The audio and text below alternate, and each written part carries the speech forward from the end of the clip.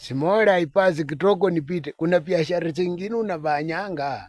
Senye unaambiwanga baada ya hapa tusichuane. Biashara yenye inanimalizanga moja wapo ni ya kuuza pombe. Yaani ukiingianga kwa kilabu hivi ukiwa na pesa, nakwambia waiter atakutingisia. Utafikiria ile kiuno inanga mfupa. Sasa hiyo sasa wimbo ni apewe. Apewe. DJ niekelele ngoma ya Stria nani ule wa Mbumuli. Unekelele ukekelea tu wa Mbumuli apewe. Apewe. Lakini wacha nikwambie wakati tutakuja hiyo pombe kulemea. Pesa sasa zimeisha. Unajua hiyo pombe inakuja kulemea wakati pesa zimeisha. Sasa unakuja kuangalia ulikuwa na 30,000. Lakini kuisha zimeisha. Sasa ndo pombe inaanzanga kuingia.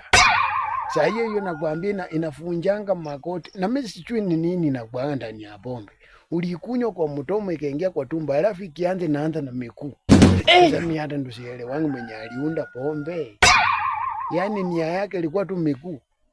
Inafunja miguu. Sasa ukiamuka hivi ukijishikilia kwa meza, watu wanakuchomolea macho hivi. Wenye walikuwa nasema, wenye ulikuwa naambia apewe, wakujui sasa.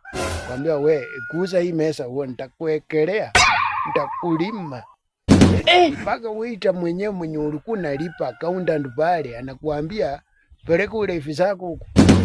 Sasa hiyo nakwambia unaekelewanga ile mateke magonde. Unarushu nje, hatuna shangele customer iliishia wapi. Wakati tu nimenunua pombe tulikuwa pamoja. Nimelemewa. Mbona msinisindikize tu nidoge nje, mnanisindikiza na mateke. Nakwambia unasukumiwanga teke moja unachikuta mahali ulifika pale. Ndio kitanda na ulishachifunika.